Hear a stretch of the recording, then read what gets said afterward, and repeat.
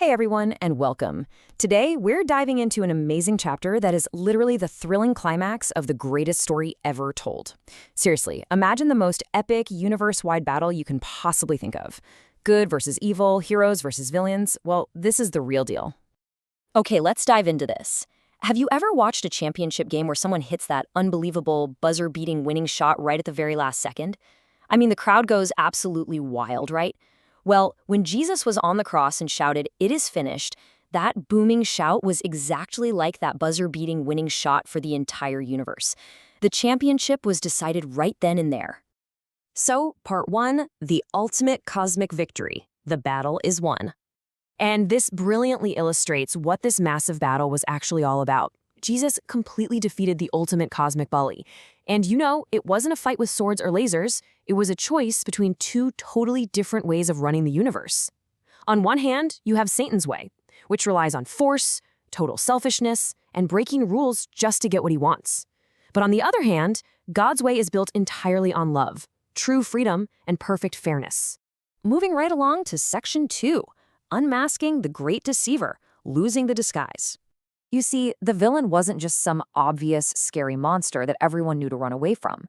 Actually, he was a master of disguise. Before he became the cosmic bully, he was known as Lucifer. And he wasn't just any angel, he was the top angel.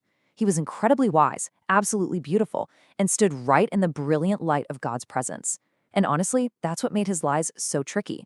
When the smartest, highest-ranking angel starts whispering lies, it's super hard for anyone to spot the trick. But this chapter gives us the actual play-by-play of how his disguise completely fell apart. Step 1, he lied to get his way and tried to make God look like the bad guy. Step 2, when Jesus came to earth, the villain relentlessly attacked him.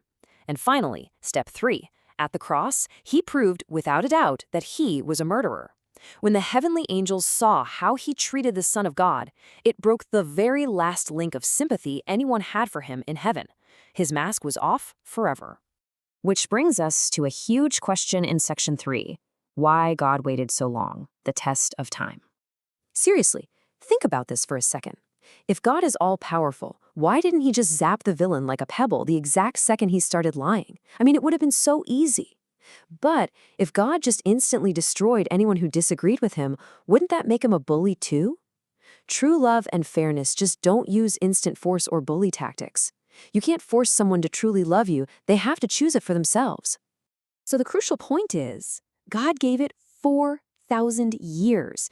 If we look at the timeline, from the time the rebellion began in heaven to the plan of redemption on earth, through 4,000 long years of testing time, all the way to Calvary, God waited.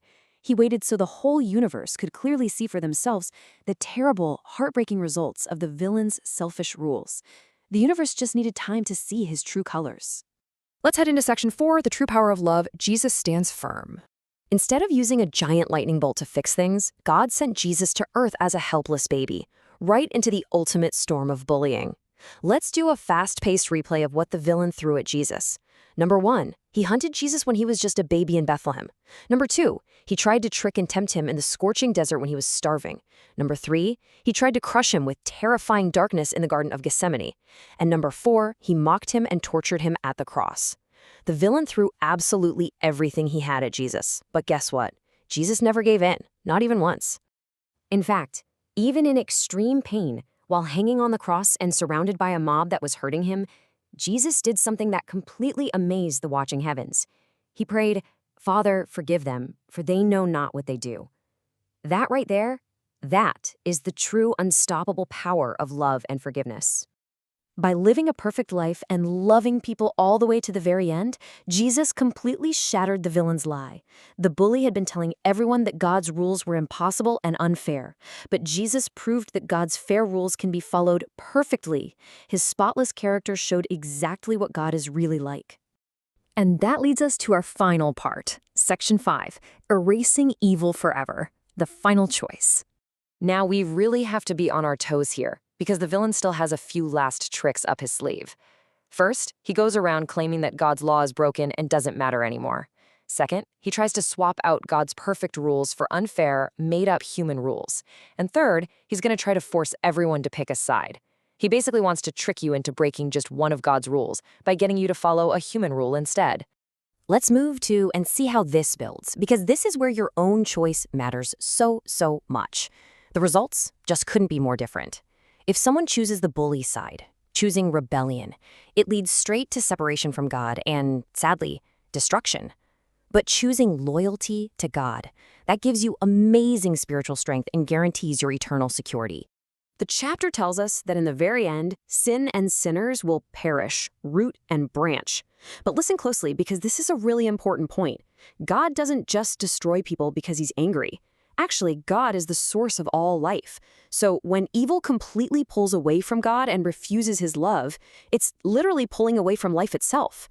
Evil basically destroys itself by walking away from the only source of life.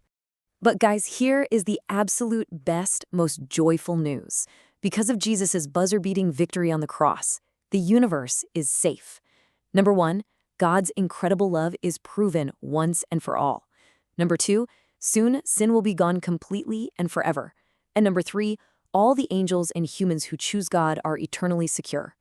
The universe will never, ever have to deal with a cosmic bully again. So I'm going to leave you with this one huge question. The entire universe is watching how this story wraps up. Based on all the epic lessons from this chapter, whose side of the battle will you choose today? Will you fall for the tricks of the cosmic bully, or will you stand with Jesus and his unstoppable power of love?